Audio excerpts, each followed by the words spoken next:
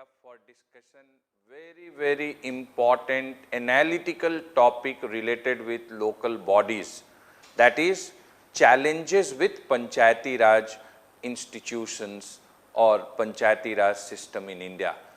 And I am going to identify what are the challenges because of which though Panchayati Raj institutions now have constitutional recognition because of 73rd Constitutional Amendment Act of 1992, yet they are not functional the way they should have been.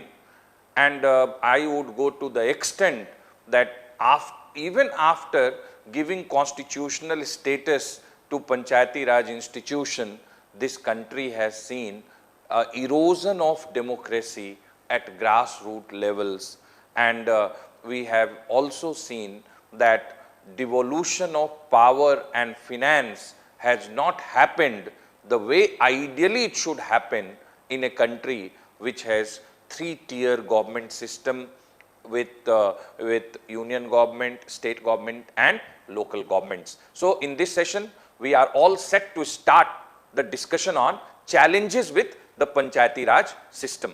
And the biggest challenge, right, biggest challenge is lack of effective devolution. I would just like you all to remember this, lack of effective devolution is the biggest challenge as far as challenges with Panchayati Raj institution is concerned. And devolution of power, function and finance. This has not taken place, okay, the way it should have been. And I would just like you all to remember that this challenge has been highlighted by experts as 3F challenge. 3 F's, you know, challenges of PRI, Panchayati Raj institutions in India, of course. What are these 3 F's? First is funds. Second is functions. And third is functionaries. Okay. So funds means finance. Okay. Functions because we have seen no devolution of power, and functionaries means staff. 3F challenge. So what you need to understand that through 73rd Constitutional Amendment Act, what we did, we just have created Panchayati Raj system in India. Okay. So if you ask me, the prime source from where the challenges are emerging is the very nature of 73rd Constitutional Amendment Act. I would just like you all to remember this, that this 73rd Constitutional Amendment Act of 1992 only mandated the creation of local self-government, local self-government in India, only mandated the creation of local self-government in India, but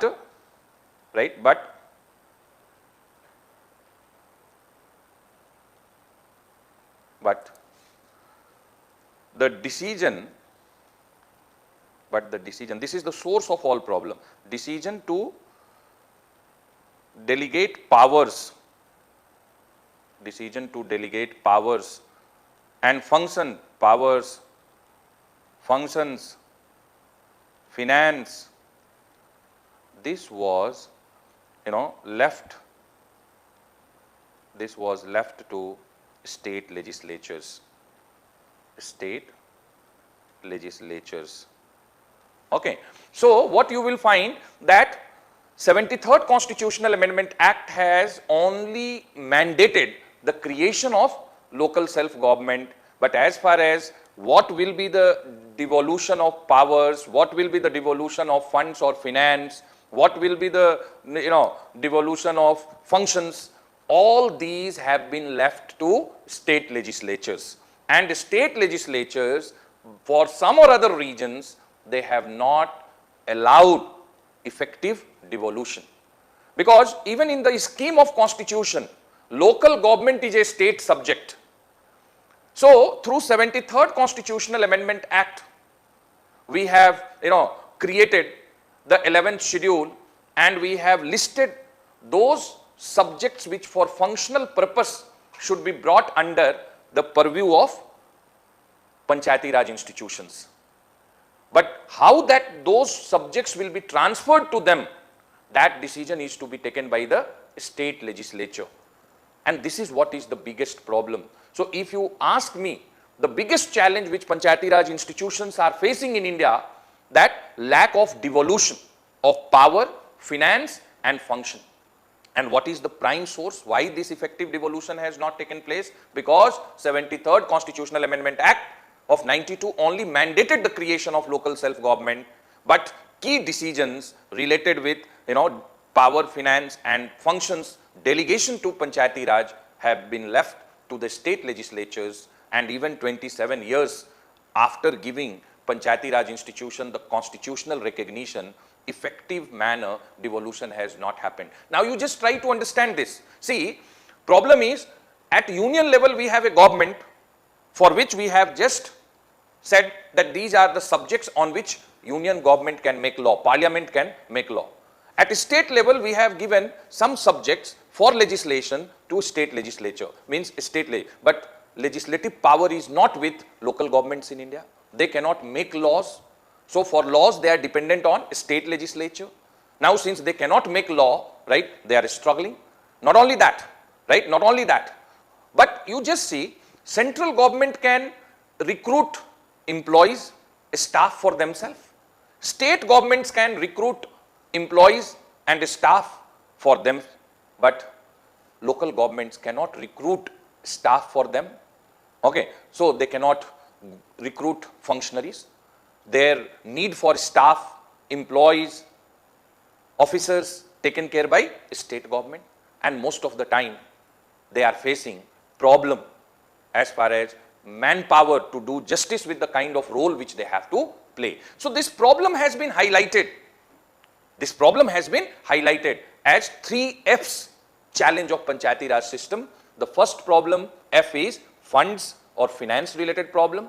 Second is functions related problem, and third is functionaries related problems. And functionary related problem, if you ask me, why local governments in India are not able to do recruitment on its own, pay salary to recruited employees on its own, because neither they have required powers nor they have required funds. So functionary related challenge is primarily on account of lack of effective devolution of power, function and finance. That is what is actually inducing the challenge related with functionaries or staff. We will be talking in detail because the syllabus says that devolution of power and finance or functions and finance up till the level of local bodies. So we will do those two challenges separately. You need to understand the challenge and what is the way forward. So we will be doing a separate discussion, one discussion related with lack of devolution of power and functions, and second will be the lack of devolution of finance as far as Panchayati Raj institutions are concerned. But functionary related, we will not be doing separate discussion, but I am telling you that why local bodies or local governments in India are not able, neither they have power nor they have required funds. And why they don't have power and funds? Because the effective devolution has not taken place. Okay, this is why most of the time they are facing a problem which is arising out of acute shortage of staff, workforce, officers are not there, technical support staff not there. Okay, but functionary related problem is on account of funds, function related problems, which we will discuss separately. So what I am just trying to say, that one of the biggest challenge, right, which local governments in India is facing is lack of devolution, and this lack of devolution, if we go deeper, can bring us to this conclusion: 3 F's challenge. Okay, 3 F's challenge, and 3 F's are funds or finance, 1. second is functions or powers 2, and third is functionaries or staff related challenge. Now, in addition to this lack of devolution and 3F challenge, there are some other political and social, political level problems and social level problems. Okay. Now, as far as political level problem is concerned, right, I would say that what we are finding the gap between parliamentarians and people is increasing. Okay. The gaps between MLAs and people is increasing in our democracy. And you know why the gaps are increasing? Because the parliamentarians, rather than they reaching to the people, they are reaching to the members of Panchayati Raj institutions. They have a feel, okay, they have a feel that no point knocking the door of people, but during elections, who will help them to get the vote from the people? Their elected representatives at local level, that is the members of Panchayati Raj institutions. So, over a period of time, what we are finding in India, that as far as elected representatives in parliament or state legislatures are concerned, the gap between, the distance between them is increasing, people and them is increasing. And why it's increasing? It's increasing because these MLAs and MPs, instead of reaching to people, they are just trying to reach out to the panchayat members, and they are trying to take the panchayat members in confidence, which will solve their purpose as far as getting votes from people. And this is what is actually eroding the democracy at grassroots level. The kind of answerability which should be of elected representatives in parliament and state legislature towards people of the constituency which they are representing, that accountability is not there. Okay, because they have found a way out, that rather than answering to the people, keep these representatives in confidence, and this is what is eroding the kind of democracy which should be at grassroots level. So, this is one political level challenge which we are facing. Not only that, because of this, right, we are finding too much political interference. Okay. So, one is this gap is widening. This gap is widening between MP and MLA and people. This is one political level challenge. Okay. And this is what is adversely impacting the democracy at grassroots level. Adverse impact of this. Adverse impact of this on democracy at grassroots level. This is one big challenge, grassroots level. Second problem, right? Second problem is too much political interference in Panchayati Raj institutions elections, right? Too much political interference, too much political interference.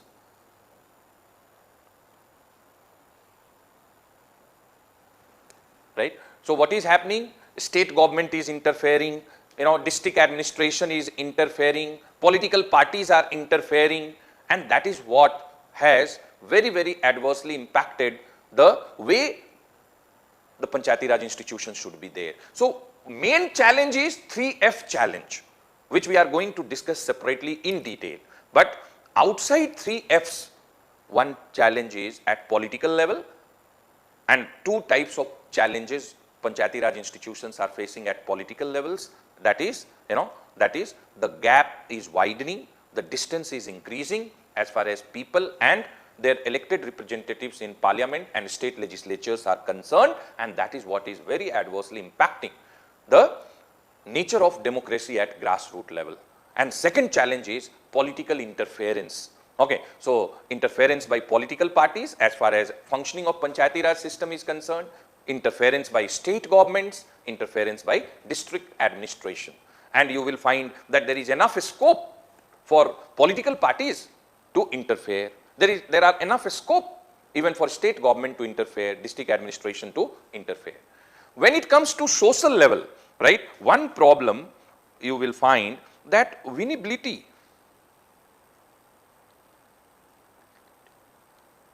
in panchayat elections, right, winnability in panchayat elections is with very narrow margin or less margin, you can say, less margin. Now, because of this, what is happening? That whenever there will be elections for panchayats in villages, you will find that atmosphere will be surcharged. And that surcharged atmosphere will give birth to fights within family, between families, between communities, between class. Okay, conflicts will be at peak because, you know, members who are contesting ward election, for them with 10 votes, 15 votes, they will win the election or they will lose the election. So one social level problem or socio-political level problem, I would say, that because less number of voters are there, the winnability in panchayat election is with narrow margin, with less margin, and this is why candidates are very, very particular about, you know, every vote.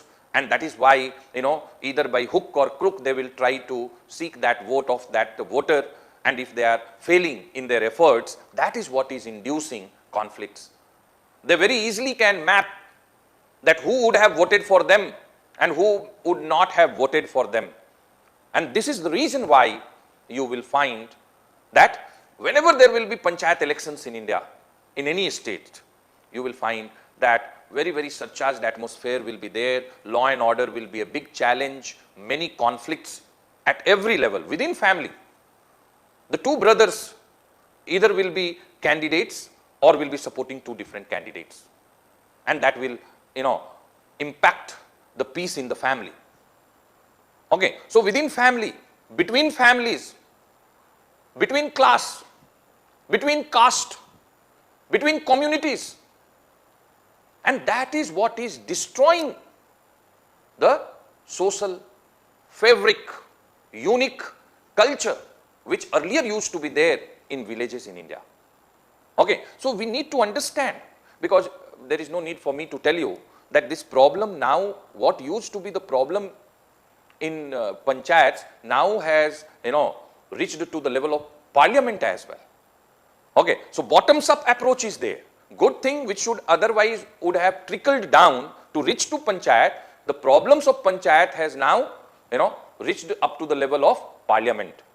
We are seeing that what nature of enmity is there between treasury and opposition, inside parliament, outside parliament.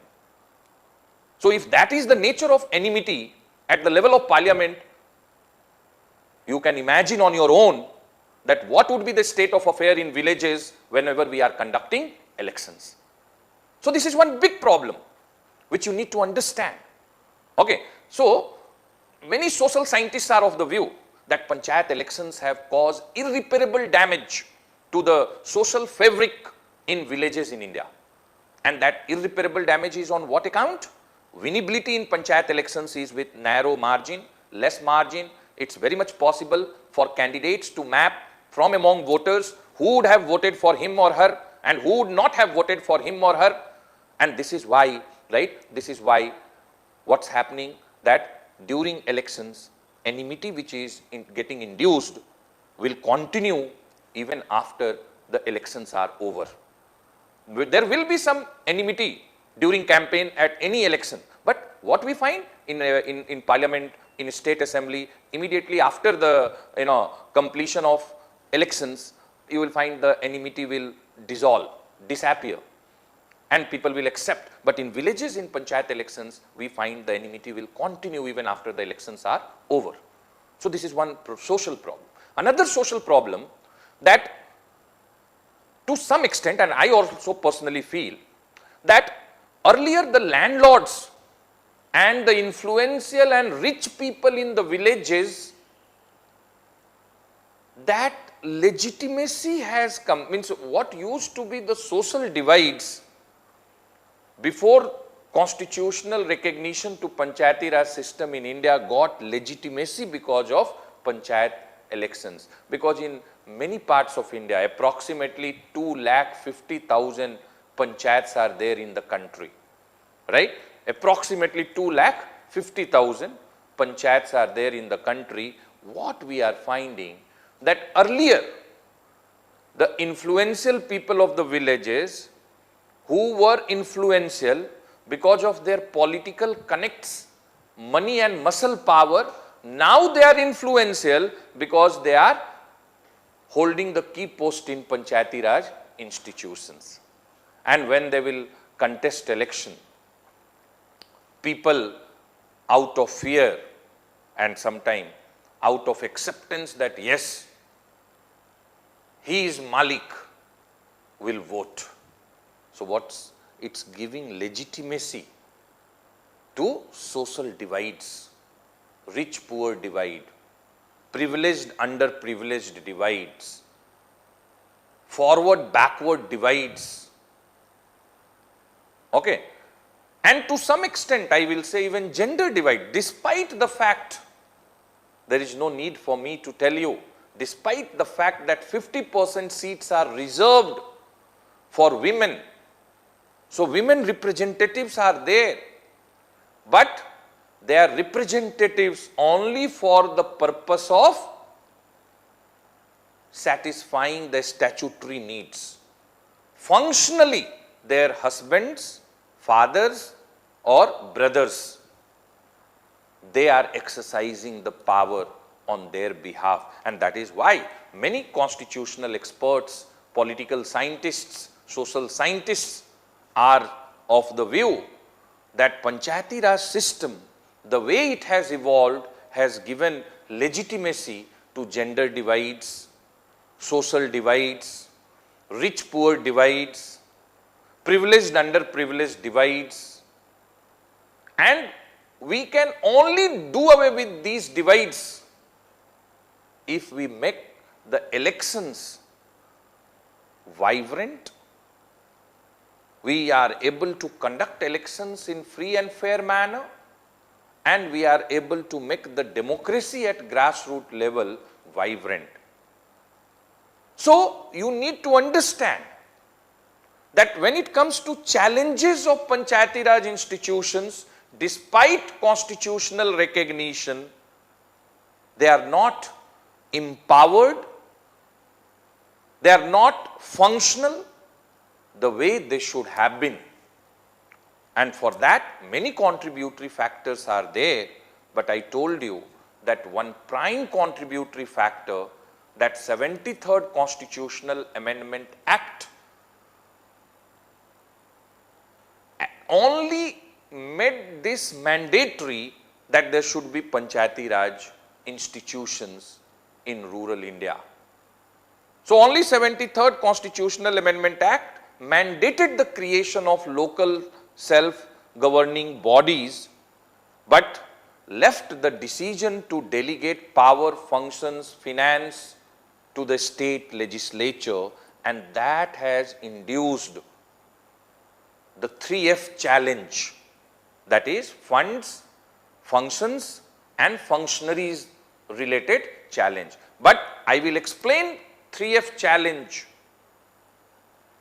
in detail, but in addition to 3F challenge, we also have some challenges at political level and some challenges at social level, and how these challenges are emerging, evolving is what I have discussed.